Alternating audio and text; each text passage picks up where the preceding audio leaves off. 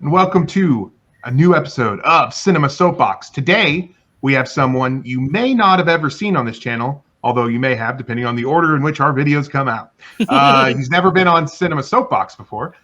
This is his debut, and we are very excited to see the debut of JD Domash. JD, take it away. Hey, how's it going? Huge fan of your work. In case you didn't know, on occasion, I like to play the thought process of devil's advocate. Today, I may literally be playing devil's advocate with this topic. Is Scar right? Was he right? So, before we get started, I just want to be very clear. I'm not saying Scar is a good person. He was clearly power hungry and had a huge disdain for Mufasa.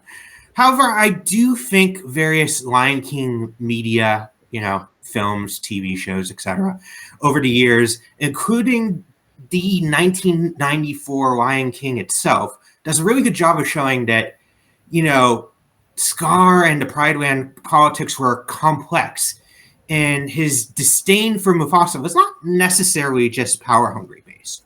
So today, I'm going to be breaking down cases for, or points for and against Mufasa's rule of the Pride Lands, as well as maybe another character, before making some adjudications whether they were right or wrong as rulers.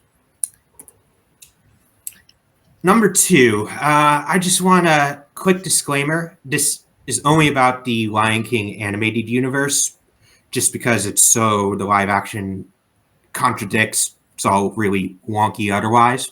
So this is just going to entail Lion King 94, Simba's Pride, Lion King 1.5, and the Lion Guard. But it's most of the presentation is based on 94 and Simba's Pride.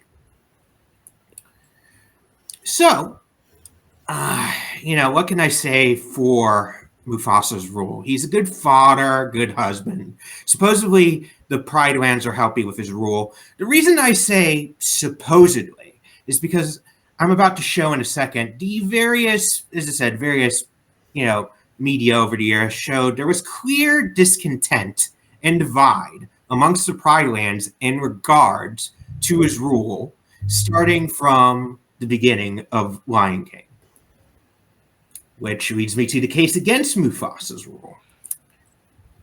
So, Exhibit A, how Scar got his name.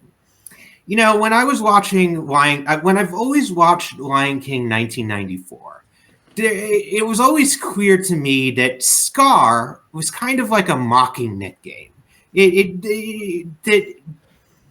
whole Pride Lands just used. Sure enough, in the canon animated show The Lion Guard, revealed in a flashback, his name was not always Scar. So the story goes he was once the leader of the titled Lion Guard.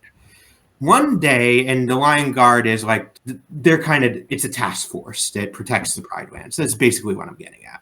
So one day, a potential usurper came to Scar before he was Scar, and he said, you know what? The heir to the throne should not be the firstborn, but it should be the Lion Guard, strongest over the weak.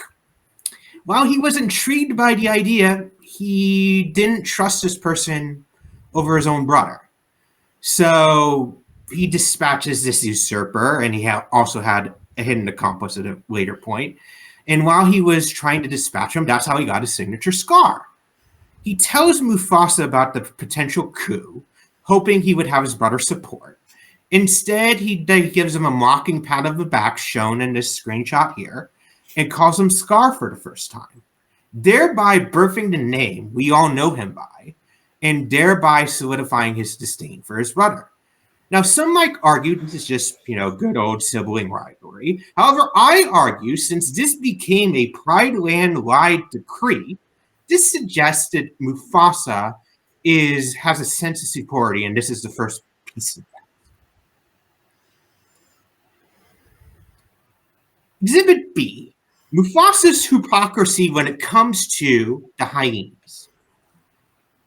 Mufasa states that everything the light touches, generally he rules, yet he generally leaves the hyena sequestered in Lester's devices. In general, they're shown to have harsh surroundings and are struggling to survive. Mufasa's treatment of them in particular after Simba invaded their turf, considering it was Simba who poked the beast, and the fact that Mufasa felt the need to reprimand Simba, means that it implies a sense of superiority again over the hyenas. To me, I keep asking myself, why does Mufasa have a sense of superiority over the hyenas? Is it that they're willing to give in to their own vices? He feels that lions show more restraint. Let's take a couple minutes to dig into this more. So what do hyenas eat? Among other things, they eat antelopes, zebras, gazelles, birds, and rodents. So maybe Mufasa has a point, except antelopes? Why does antelopes sound so familiar? That's right, the everything the light touches speech. Doesn't young Simba mention something about lions eating antelopes? Did I write that slide somewhere and put it on another slide? What's the? Yeah. Right. So I put it here, but basically it goes. I took this word from Lion King. But Dad, don't we eat antelope? Yes, Simba. But let me explain. When our bodies become grass and the antelope eat the grass, we are all connected to the circle of life. So that got me thinking, what do lions actually eat? Among other things, antelopes, zebras, elephants, gazelle, birds, and rodents. So, look, I'm not saying that there are hidden carcasses of the circle of life animals, but I'm also not saying that.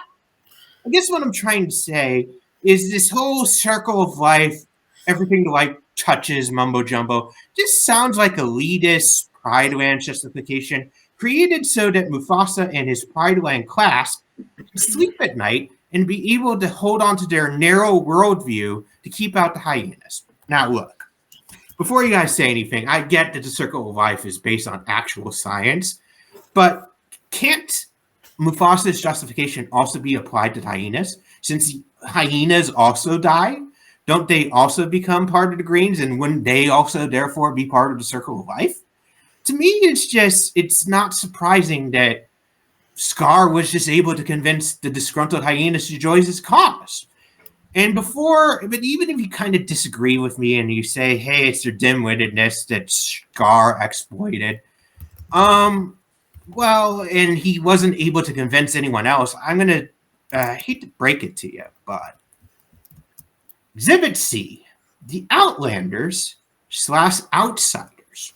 Now, we're going to get more into this later, but for now, what I need you to know is that in The Lion King 2, Simba's Pride, there were a group of Pridelanders that supported Scar's views, and they were exiled following the events of Lion King 1994. To me, this kind of suggests that there was a bigger economic, social gap beyond the hyenas, and that more Pridelanders supporting Scar than 1994 would have you believe. So, I guess my point is I to me, in hindsight, Mufasa's rule doesn't really look that good. And I'm not super knowledgeable in the Bible, but before we kind of get too far into rulings and such, the sins of father must always fall on son. So now we have to, before we can kind of really talk about, make a judgment, I think we also have to dive into Simba's rule as well.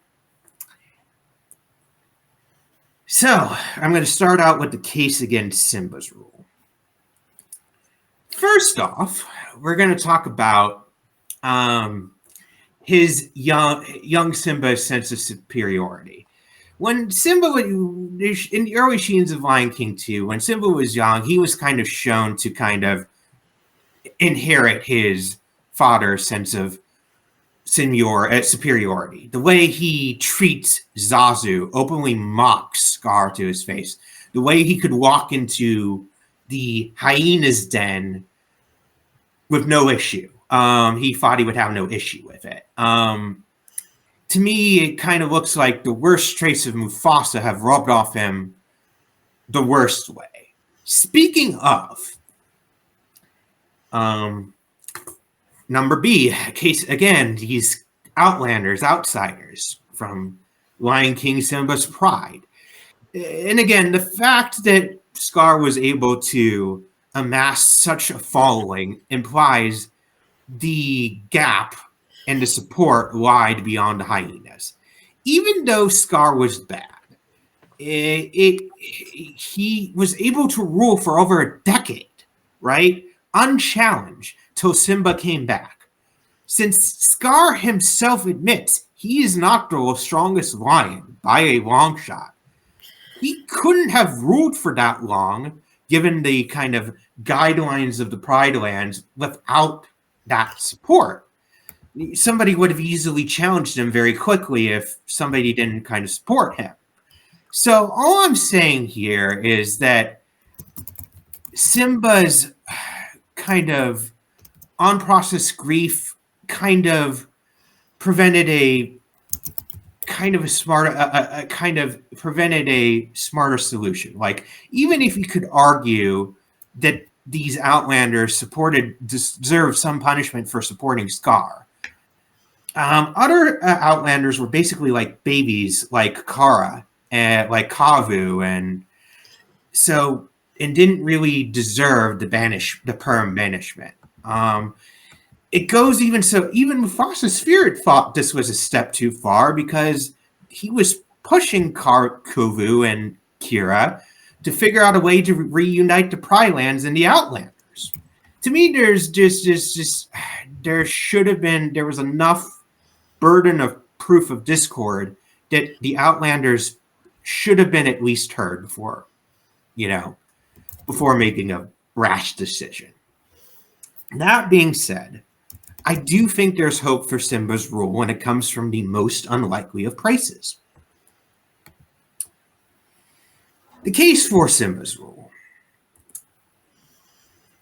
The heroes, in my opinion, of Lion King, the Lion King saga in general, Timon and Pumbaa. Circling back to the circle of life, everything to like touches beef, mumbo jumbo. When Timon and Pumbaa, first met Simba, Timon was terrified that he might be eaten and wants to leave him. By deciding to raise Simba, it teaches Simba about adaptability and flexibility, which in turn creates this domino effect, which is essential for the eventual, in my opinion, successful rule of Simba. Keeping a vegetarian household in turn made Simba start to see most animals as equals, which in turn gave Simba the listening skills to take in different points of view, which that in turn made him eventually see the error of his ways of how he was dealing with the Outlander situation, and was able to successfully integrate them back into the Pride Lands by the end of Simba's Pride, etc., etc. To me, as I said, they're Timon and Pumbaa are the unsung heroes of the franchise. Without them, Simba is just doomed. The same narrow viewpoint as his dad. But now, the moment of truth. My kind of verdicts.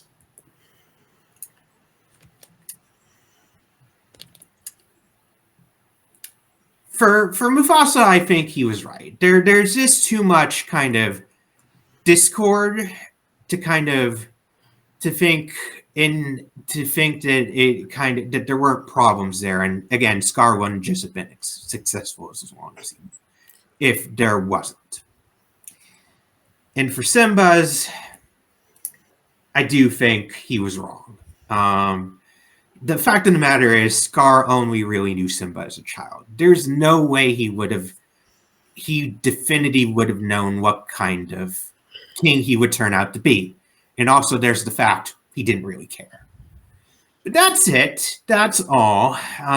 That's my that's my Q&A, or that's my presentation. I hope you enjoy it. If not, Hakuna Matata. That was good. Good job, JD. All right. Great. That was excellent, JD. All right, JD. Now you get to face the music. You get to hear from the panel. Let me just start real quick. And a couple things that I wrote down to question you on, because I thought maybe you were forgetting when you were making these rulings, but I think I may have actually turned myself around on these, but I'm just going to mention them. Number one, I was going to point out that they do mention that hyenas are scavengers, and that's part of the issue with them. But then I realized, like, that just means they're not really a threat to them. They just kind of Yes. They can just take what's left over. Feels like Trumpfasa could have done could have maybe included those people. Listen, everything the light touches. Oh my God. Yeah. And again, the fact they're sequestered too. They're basically left to their own devices. So it's like, again, it's kind of just like, really? Like, it's kind of just, it's tough. We're going to build a wall around the shadowy place. Okay. So I love this movie, so I don't want to ruin it for anybody. It's just, you're right. I mean, for me, it's more of a question of the monarchy and how I feel about that, and the fact that they are a part of it is always going to mean that I'm going to feel a distance from them. The movie is incredible, but I feel like we saw the best parts of Mufasa and Simba. But the other thing was I asked, but was he right to kill him? Because you said that Scar was right in the Mufasa situation, and I say, well, he did murder him in front of his child, and I think the in front of his child is wrong, and I think the murder is wrong. I'm not saying the murder is right. However, when you are up against an oppressive regime, sometimes you do have to rise up and take matters into your own hands. That is what revolution is. So, if as an act of revolution, I can see it being forgivable. However, I feel like that I don't feel like that is specifically his goal. I think he's just a jealous brother. And we also do see that once he does take over, it doesn't get better. It's not like he is suddenly this righteous guy, but we also see that in regime changes. Sometimes the regime changes and it's not better with the next guy, even though the revolution happened. So I do see your points. I was going to disagree with some of them, but I haven't found them. I hope someone else does. I will also say that I'm pretty sure that The Lion King implies that Scar is somehow responsible for the drought. But if he had the power to fix that, then we didn't see the movie we should have seen, I think. But yeah, so I will pass it on to somebody else who has a thought. Dylan? I have a thought. I mean, obviously you said this was solely due to the animated movies, but I do think it's very interesting that, and I know some would argue they're not live action, they are. I actually am more interested in your level of thinking and what you're exploring in terms of Scar and Mufasa's conflict than what the prequel that just came out did, in showing that, like, a lot of it is circumstantial due to the grander picture and not just solely animosity between brothers, which I think the first, this newest prequel tried to pin it all on their relationship and driving it by romance in a similar way that, like, the Hamlet that it's based off of is, it's because of love. Claudius, not love, but Claudius wants to marry the king's wife, which is why he kills the king.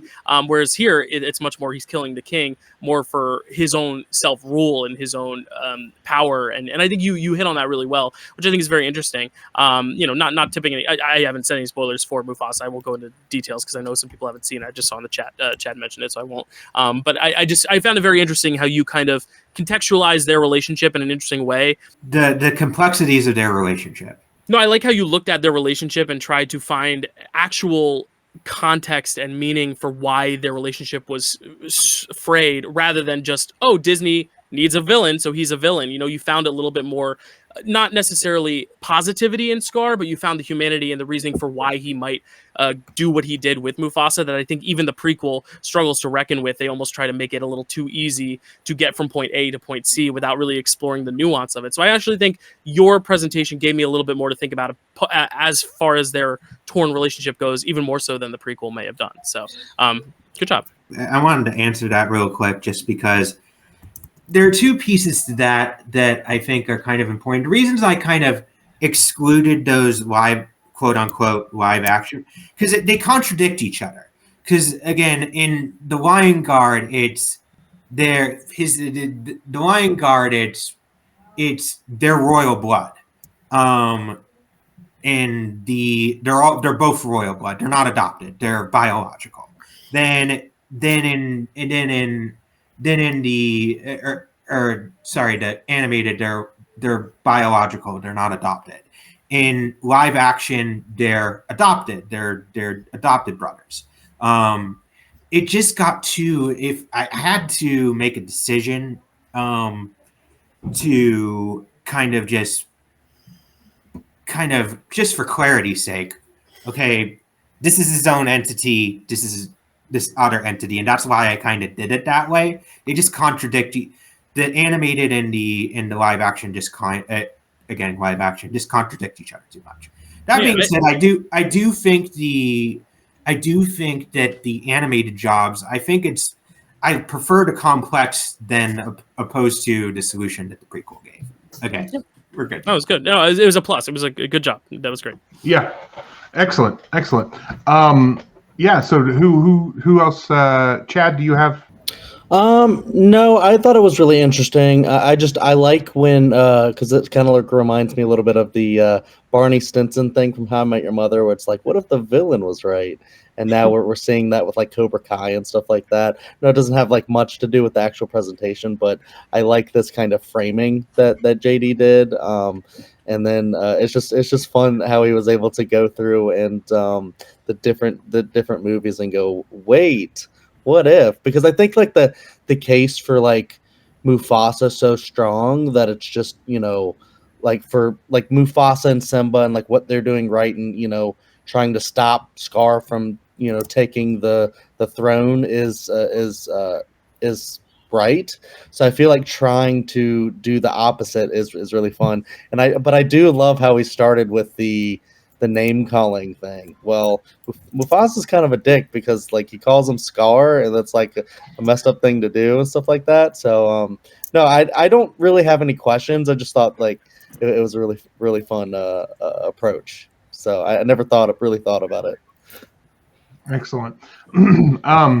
I did want to just talk about because I had forgotten about this and Dylan reminded me of the Hamlet connection because, you know, it's based on Hamlet and Timon and Pumbaa. You had called them the heroes of the series, and I'm curious if you can elaborate on that. I love Timon and Pumbaa, but I'm a Rosencrantz and Guildenstern are dead guy. So which, you know, blanking 1.5. There you go. But I just want to see if you could elaborate on them being the heroes of the piece. I said it in my slide, but basically why I think they're the unsung heroes of the franchise is because if they do not raise Simba, right? Mm-hmm. Everything that Simba is not is because of how Timon and Pumbaa raised him. Does that make sense? Yeah, no, that makes sense. And you did mention that in the thing. I just wasn't sure if there was if there was more to that. But yeah, that makes complete sense because you're right. Like the thing that because as I mentioned before, I think we see the good side of Mufasa, especially in the movie. But he is a king, so there is opportunity for there to be issue, which you did point out. But I think that Simba is who he is because of who raised him, not because of where he comes from. So I think that's a very good point. Kelsey. Yeah, so actually I can elaborate a little bit. It was not my presentation, but I just feel like I know the direction that JD was going in with the Timon and Pumbaa, because not only do they obviously like show him like how to be a vegetarian, and they show like they basically show him like how the other half lives in the animal kingdom. Like, you know, it's great that Simba's exposed to different kinds of like lifestyles and not just what it means to be a lion, and to be not only a lion but a lion in a royal family. You know what I mean? So it's good exposure for him to really develops him into the better person that he ends up becoming. For me, when it comes to Scar, although I can see the argument for, you know, to see kind of like the Lion King, but from his point of view, I don't know if I would necessarily go as far to say that he was right, because at the end of the day, like, I cannot agree with how he went about the cards that he was dealt, if you know what I mean. Like, just to close out my thought, I can't help but go back to the first thing that Matt said, which was, but at the end of the day, he does kill Mufasa in cold blood. And I feel like if he hadn't made that choice, we could open up a conversation to him possibly being right. But that's just where I'm getting stuck personally. Yeah, I think there's kind of a couple points to that. I think number one, that's the reason I did the split decision. He's right about Mufasa. He is wrong about Simba. Got it. And again, I feel that's a very important distinction. It's a split decision. I'm not saying he was right about everything, but when it comes to Mufasa, specifically, and it's to I've also gone back and forth just over the years. At one point, I thought he was right about both. Then there were re-release happened like a year or two ago, and I resaw it, and I'm like, no, actually, he's not right. There's actually no. This isn't a perfect 1-to-1. But that being said, I think when it comes to Mufasa specifically, when I said he's right about Mufasa, there are a couple points to kind of get past that. Number one, being his brother, he does have a. This is something that I, rewatching it as many times as I had, is a kind of point. He has a right to challenge Mufasa for the throne. So, that being said, you can disagree about how he went around it, but he does technically have the right to say, hey, I don't agree about how you're doing things. It's give somebody else a turn. I'm a bloodline. I can do this.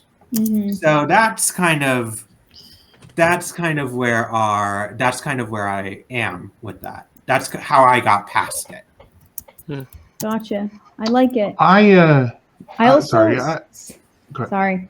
No, go ahead. I was just gonna say one more thing, and I just love the Circle of Life propaganda train. Riding that all the way. Thank you. Yeah. I will say, as far as the him making, him killing him, and that he does have the right to challenge. I think that that's true, and as I said, I think that as an act of revolution, that is where it's questionable to me. Like, I think that it may be okay as an act of revolution, even though I don't know that he did it necessarily how I would do it, or in a way that I can condone. But as an act of revolution, that's one thing. You have now brought in, though, the fact that he is allowed to challenge the position, which to me, I would say that's the case for Killmonger's right, not necessarily Scar's right, because he did not challenge for the position; he murdered him. So I think that is a little bit different. If he had done an official challenge, that side might have worked for me. But we don't know what the aspects of challenge in that universe are necessarily. Maybe the act of challenging is throwing him off of a cliff into a bunch of wildebeests. Maybe. As I said, we don't. There's enough there that we don't know about that it works for me. But again, it's not, to your point, Matt. I don't necessarily condone how he did it, but there are very few avenues to do it. I think Matt might be muted. Maybe- I'll Sorry, I ask was one more muted. question. I was muted. Maybe there needs to be a reform of the system. Uh, Overall, let's- I would be for that in general. Let's go to Dylan, and then Carly, you piggyback off of that. Yeah, I was just gonna make one last cheeky little question. Does Jeremy Irons giving the second best performance of 1994 after Martin Landau and Ed Wood have any implication on your bias towards Scar, or are you taking acting out of it? No, it has nothing to do. Okay. I do think that I do. That is probably my favorite performance. It's my favorite villain performance. One of my all-time favorite. It's like my top. It was my way of top 5. shouting it out without, Yeah. He does have my favorite Disney villain song. Be prepared. Yes, my favorite. yes, absolutely. But yes, which maybe you don't want to support here because that is totally Nazi imagery in that. But yeah, we can ignore that for now. But he left that off the president. Yeah, I intentionally left off the presentation. Trust me. Okay, Carly. Yeah, I think I side with the idea that you can disagree with how like the way he's doing it is the biggest thing. And like when he's interacting with Simba and Mufasa, it doesn't seem to be like he's not advocating for the hyenas. He's not like trying to talk Mufasa into like these changes. It seems very based in being power hungry and just hating that kid. And he does try to murder Simba like literally minutes later when Simba's literally like running away. So I think those aspects come into it. Like you made a good presentation, but those aspects are kind of what doesn't have me quite sold. Yeah. It's again, that's why it's a split decision. He's wrong about Simba, but he's right about Mufasa.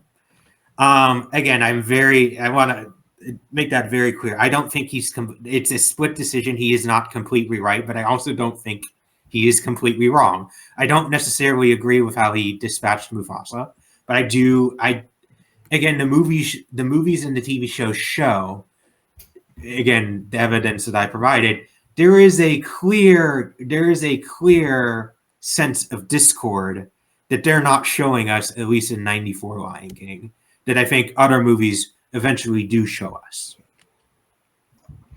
All right. Well, excellent. JD, that was incredible.